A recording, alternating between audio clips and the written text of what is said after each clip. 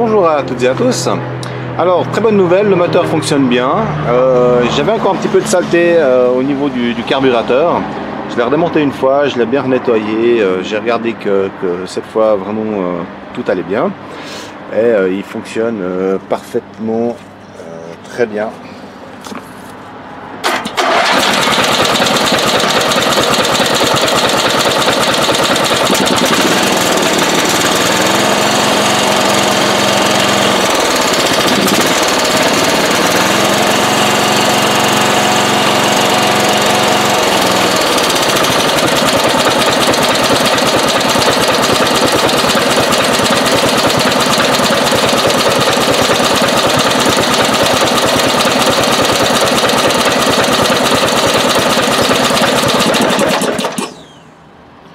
Voilà, donc sachant que tout ça, ça fonctionne bien, eh ben, je vais passer à la suite.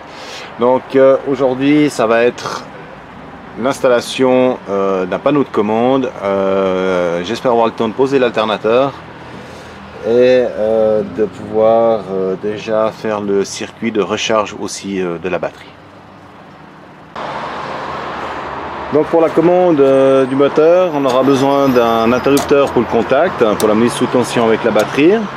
On aura besoin d'un relais avec un inverseur qui va permettre de pouvoir éteindre le moteur, donc de couper la bobine, de la mettre à la masse.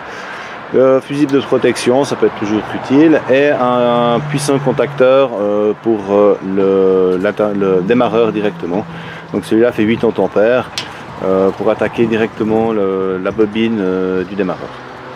Ensuite, quelques cosses pour accorder tout ça, et je vais faire un petit support en aluminium avec une tôle pour monter tout ça dessus, et par la suite peut-être rajouter des éléments pour contrôler le HHO lui-même.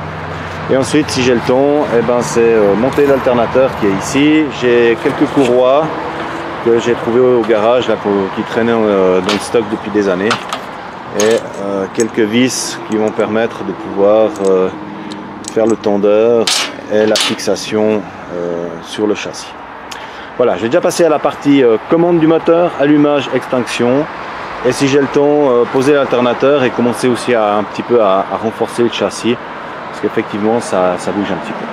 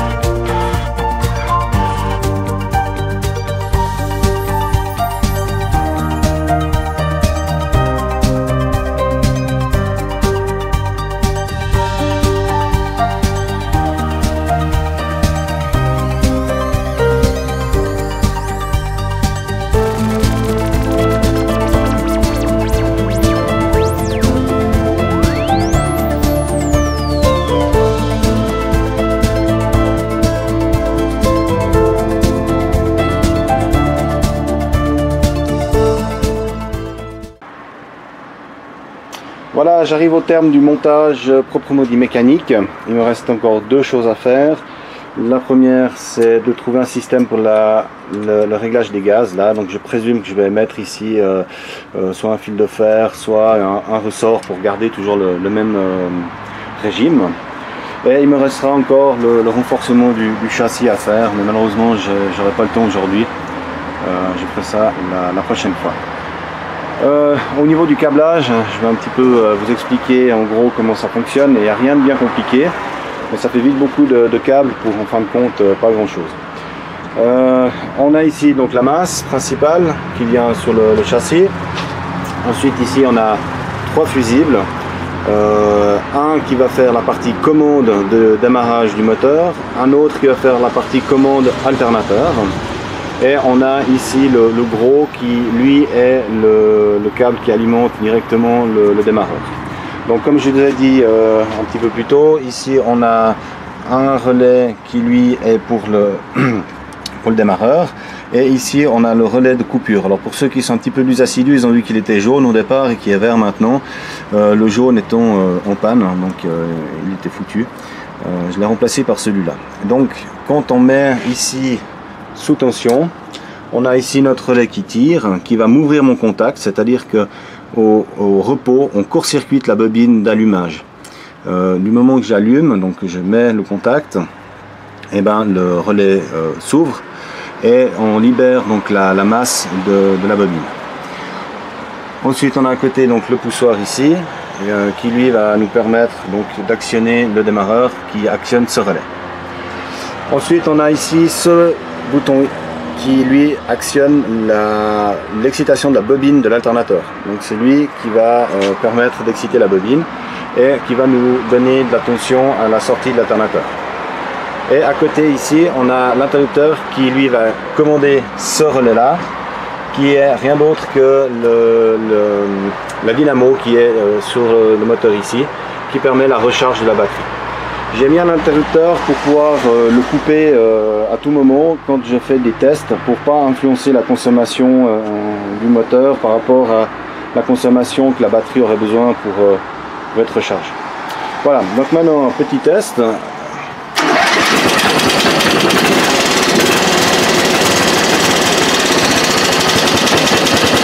Voilà, je mets maintenant la bobine.